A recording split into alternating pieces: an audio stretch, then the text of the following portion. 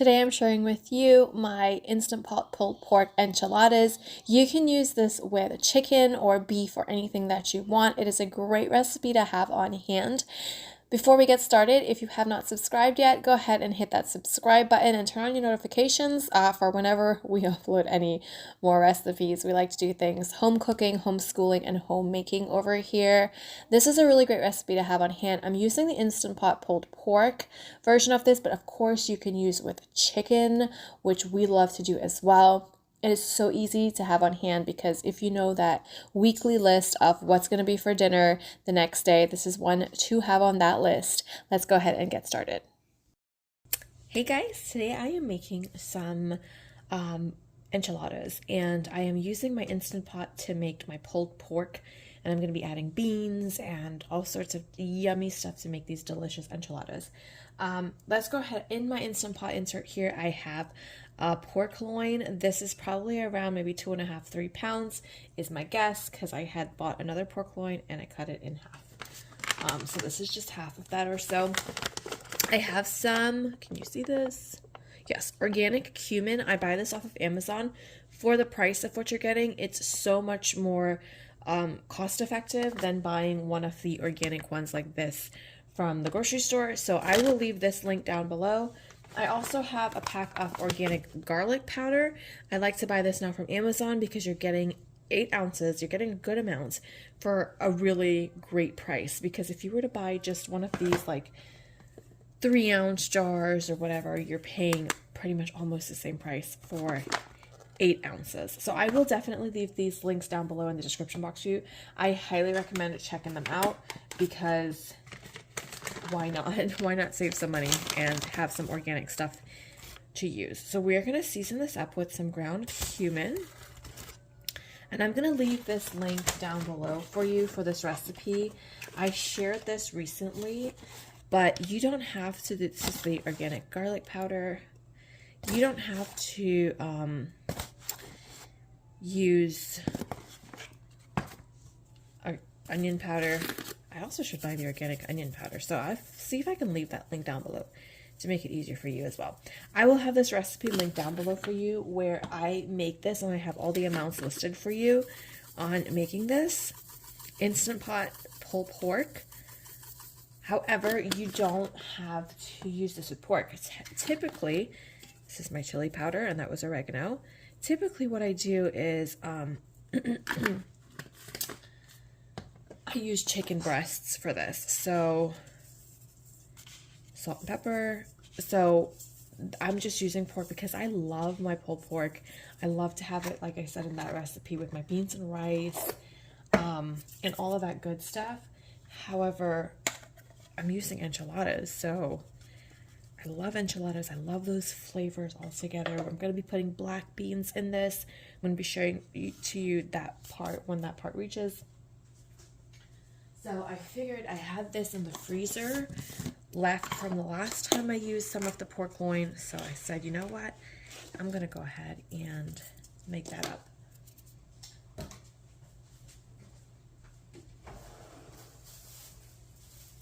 I'm going to go ahead and use my pork instead of my chicken breast, which is what I typically use, and just kind of mix it up a little bit, you know? I love using the pork for beans and rice, so I know, so in enchiladas, it's going to be so good. Once this is shredded up and added in that beans, and I'm going to put fresh culantro, or you can use cilantro on top. This is a little extra seasonings because I used probably the typical amount that I would use for a whole loin, but that's okay. I'm not going to mind. I'm not going to mind at all because I do want my enchiladas to also be very seasoned well. So we're going to use a lot of sauce that this renders out when we shred our meat. If you see my Instant Pot pulled pork recipe, you'll realize that I do drain off most of the liquid, and I absolutely will drain off a lot of this liquid as well, but I'll probably keep a little bit more because when you're filling the tortillas, I want a little bit of, juicy meat in there. So I'm going to add in carefully remove that. I'm gonna add in my water now. We're just gonna let this come up to pressure. Wash my hands.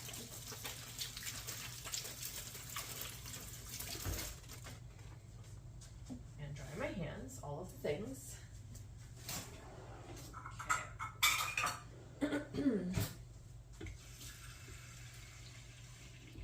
So I'm just gonna add in my liquid on the bottom here. And I'm gonna put my lid on this. I'm gonna put my lid on and I'm gonna let this go. Okay, something, I think my insert here, my lining. Okay, so I'm gonna put my lid on, put it onto sealing over here. I'm gonna let this go. We're gonna let this pressure, I'm gonna press the pressure cook button and I'm gonna go up for about an hour. Should be fine. This will be fine, an hour will be fine. And I'm just gonna go ahead and do what I have to do while this is cooking. So this is another great thing. I can start this early in the morning or afternoon, whatever. This is gonna be for lunch for us. So I'm starting this early. I'm gonna go ahead now and get started on breakfast. So this will have an hour to go. And then I can let it release manually on, I can let it release on its own. And then I can come back and shred it up. Okay, so this has been sitting here. It did finish releasing its pressure on its own. I'm going to carefully remove this and drain off a lot of this liquid. We're gonna add some of this liquid back in. I'm gonna drain it off for now. Let's pause here. So I have gone ahead and drained pretty much all or most of the liquid. I just do there's a little bit here. I am using my hand blender here. This is my beer. They sent this to me a while ago and I love this mixer. It's really great. I'm going to carefully shred this up, and the reason why I removed most of my liquid is you don't want the spot liquid splattering all over you. So we're going to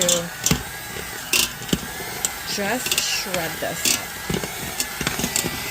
Alright, so I have this beautiful pork shredded up here.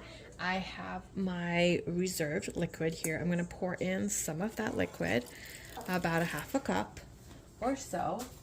Got a spoon. Forgot to get a spoon here.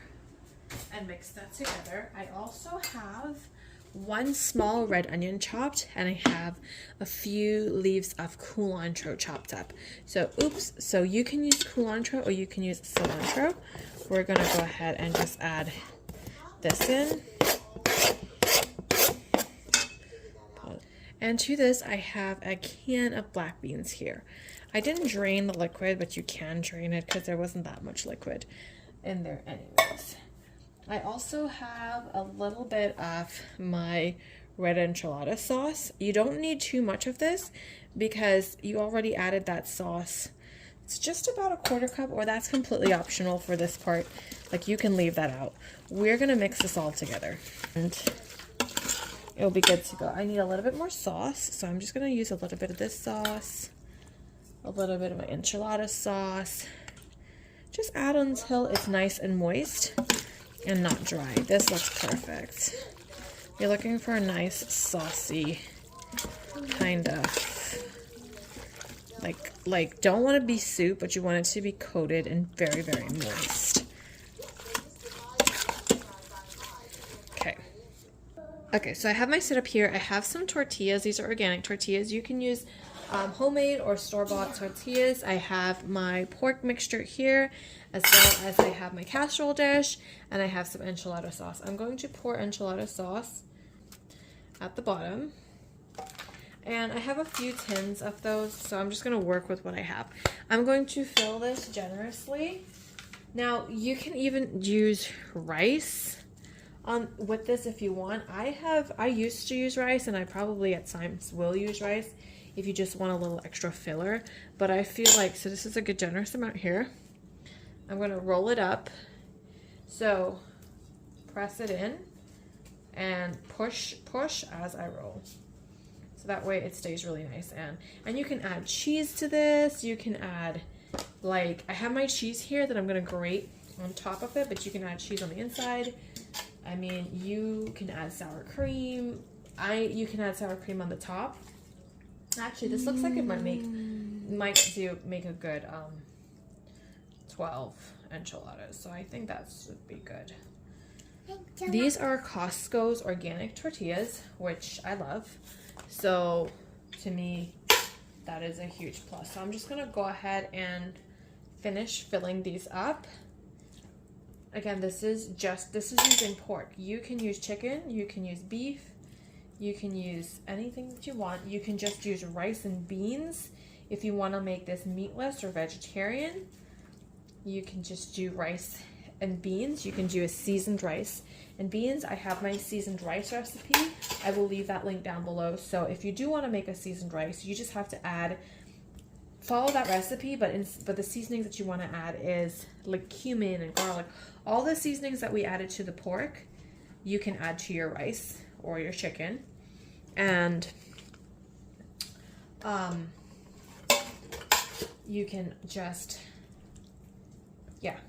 do that. So all of the seasonings, you can add that, and then add in your beans, add in your chicken stock or your water to your rice, and do that. So you can definitely do that. One day, maybe I'll share that with you guys, how I can do that. I think I do have a taco rice recipe. I'll see if I can leave that link down below. I'm not 100% sure. So if not, maybe I'll make one and share that. So you can always use taco rice just to do this. And I'm squeezing it in. I'm trying to get as much as I can fit in here one time because this is really good. These are really good for leftovers as well. If you wanted to make small ones of these, you can, like, using those small tortilla shells. If you have small tortilla shells, you can make a lot more. These are some large, like, burrito style. Well, I wouldn't say burritos, but these are large taco shells, tortillas. I am shredding some cheese on top. Use any type of cheese you want. This is Gouda, which is what I have on hand. If you have, like, cheese blend or any kind of cheese would work, to be honest with you. I don't think it matters. To serve this, you can use freshly chopped cilantro, sour cream, salsa, which is what we'll be doing. We'll be doing salsa, lettuce,